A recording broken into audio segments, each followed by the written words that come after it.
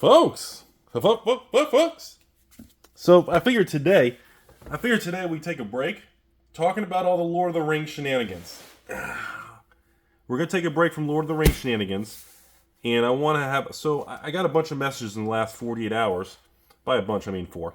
And people were asking me about this Auction Ninja website. And apparently, you can get beta black lotuses. Lotus Eye? Wait a minute. Beta black Lotus Eye. You can get yourself a beta black lotus for only $13,500 plus maybe shipping a fee. $14,000 to your door. You too can lose $14,000 in the beta black lotus scam. So Auction Ninja is over here. I don't know anything about the company. The one mistake this company made, the seller who listed this card for sale, the one mistake they made was adding all the high resolution scans to the listing. Now, these people would have probably made more, well, maybe not, because so many people might ask for it.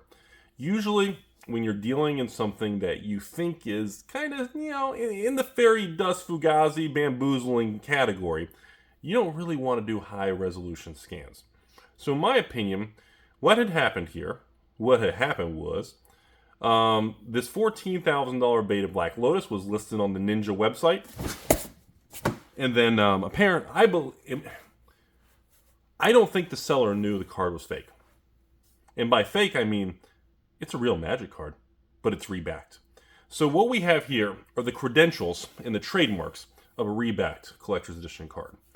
The mana cost, the font text, the thickness, and the registration marks of the artist Christopher Rush in the bottom do not match the registration marks of a beta black lotus. In addition to that, when you look at the back pictures of the card, you've got, this is my favorite part of reback cards, you've got the beautiful fake wear marks, where you got to take the card and you got to go like this. You got to rub it on the surface. You got to make sure you got that nice wear mark because you just rebacked it and you pressed it. You got to put some wear. I should probably not play with knives. So it just cracks me up because you've got this beta lotus and like all the edges and corners are perfect, but the surface is damaged. It's like, all right, we got this rebacked. Okay, hold on. We got this perfectly. All right. We got this perfectly beta black lotus, perfect edges and corners, but the surface, it has some wear on the back surface. It cracks me up, man. Sorry. I know this is serious, and I do apologize to whoever did pay for this because it does suck when people lose money and people do get bamboozled and scammed. Now, I don't know who the Auction Ninja website is. I'm not familiar with this company, but my theory is I think the seller was not aware, has not handled a lot of high-end vintage Magic cards. Based on the adding a bunch of high-resolution pictures and the descriptions listed. And by the way, if you want to check this out, there's a link in the description. Be aware. Hurry up and watch. You can click the link below and you can view this Auction Ninja thing. Sorry, every time I say Ninja, it just gets me excited. You can go to the website and you can check it out. They're probably going to pull it down, especially if this video, after a day or so when the video starts getting a lot of views. They usually pull these things down in the website. So check out the website. You can see this for yourselves before they end up pulling it. But in my opinion, based on reading the description, usually the things to look out for is inaccurate wear marks, which this one has. Of course, some detailed registration marks with fonts and the casting costs and the you go into those details. They usually stand out. And again, I don't think people understand this. I don't think people realize how well engineered original old school Magic cards are. Like, unless you handle a lot, you're in this industry, you'll get the Timmies that always say, oh yeah, I just gotta buy Chinese counterfeits. I'm gonna contact Rudy of China with the glass eye Monopoly man, and I'm gonna buy black lotuses for 25 cents. Usually people who are not familiar, they think everything can just be faked and knocked off and everything. I don't think people fully understand, for some weird reason, when these original Magic cards were made in the 90s, they possess some of the most complicated, specific, unique registration marks and details between the printing process, the cardstock used, the ink used, and the small details that are lined between alpha beta, Collector's Edition, International Collector's Edition, Unlimited. Each one of these print runs has very small specific details that are incredibly difficult to replicate on a very detailed scale. At least in my opinion, I've never even seen anybody counterfeit an alpha beta card that's so good that it scared me. To this day, I've been on YouTube for 8 years, 3,069 videos, and to this day, I've never seen someone prove to me a counterfeit that was so good it made me concerned. And I've done a lot of videos on counterfeits and everything like that. So when we talk about this Auction Ninja, we talk about this Auction Ninja website, I don't know anything about it. I just think this card was listed and somebody thought they'd hit it big. And unfortunately, that's why they listed on these websites. Because think about it. If this card was listed on eBay and it went to the eBay grading or authenticity thing, it probably would have failed. You can't send this card for grading. You would have, again, rejected for counterfeit. You see what I'm saying? You can't take this to a big store. They're not going to send it to someone like me. They're not going to send it to Card Castles, Kingdom, Star, Snoo, City, Snowball, Candle. I mean, these are situations why, again, they list on, the Goodwill website auction, or the auction, okay, no more ninja stuff, no more ninja jokes. And that's why these things happen. They go after bizarre, it'll be on Craigslist. Hey, Rudy, meet me at Chick-fil-A drive-thru only on Sunday. Isn't Chick-fil-A closed on Sunday? Rudy, meet me at Chick-fil-A on Sunday. My loss is your gain. Oh wait, we already used that one. My grandmother's basement.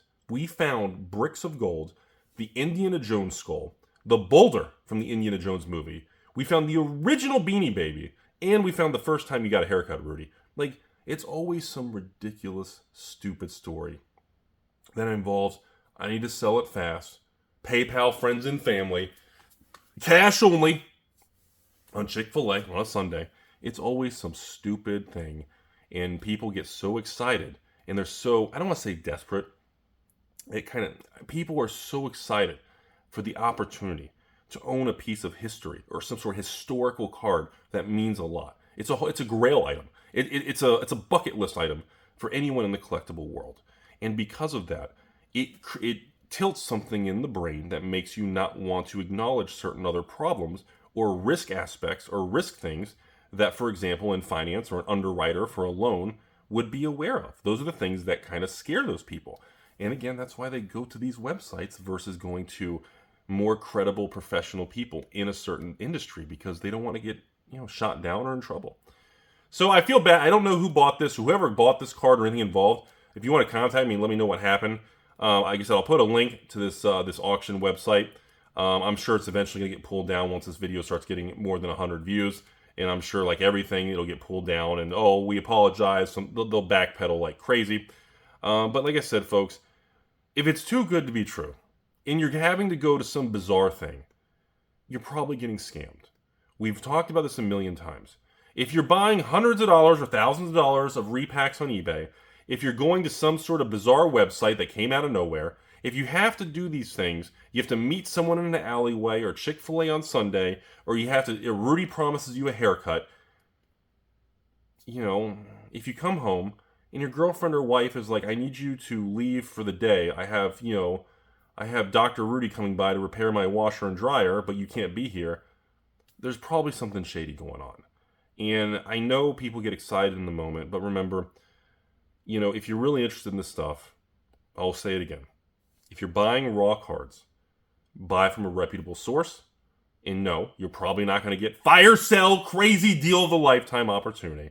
Or just buy a Black Lotus that's graded like a 4, 5, or 6. Buy a low graded one. And at least you know it's authentic. You can break it out of the slab. You can leave it graded.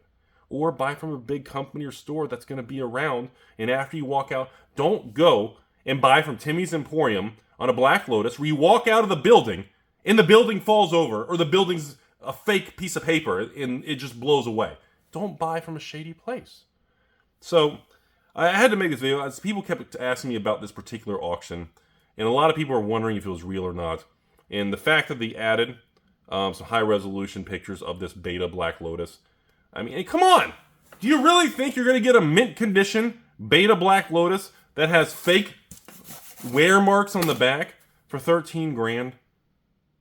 You could buy the card and sell me the mint condition Lotus for 30 grand.